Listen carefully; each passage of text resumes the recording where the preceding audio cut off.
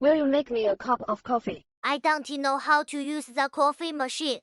I am playing with my cat. I think we can let him in go. Why do I always score? Are you still struggling to make coffee? Are you still upset that no one makes coffee?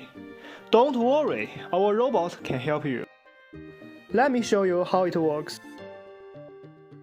Firstly, our first UR3 robot arm will pick the object and put it on the car. Then, the car will take the block and move to the specified position. After the camera recognizes the target, the second UR3 robot arm will grab and place it in destinations like the coffee table. This is our whole simulation environment. In our project, we will deliver coffee from kitchen to the living room. This is a coffee machine. This is our first UR3 robot arm and a car.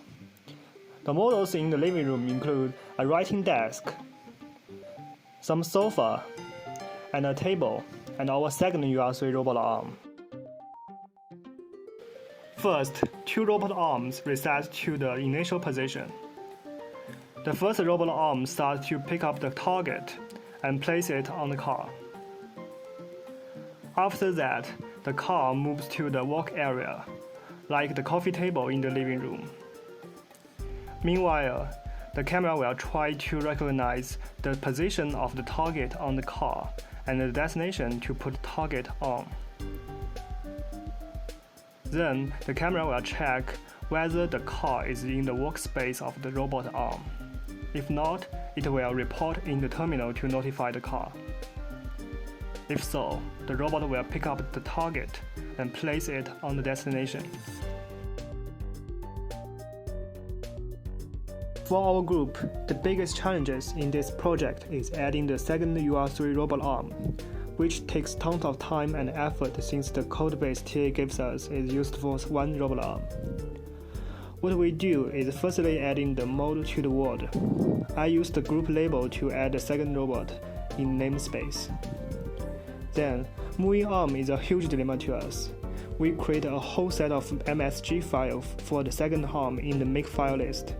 Then, in the UR3 Gateable driver, we copy a whole new set of callback functions for the second arm.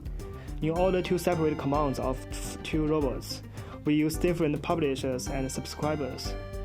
Till now, we can use different functions to move different arms, but only one of the grippers can work.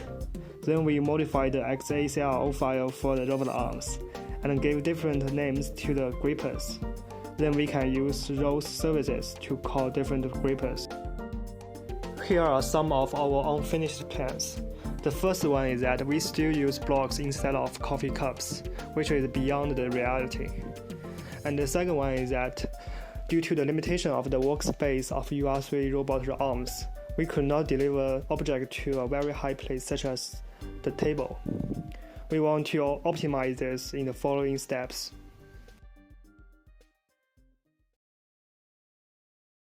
Blah, blah, blah.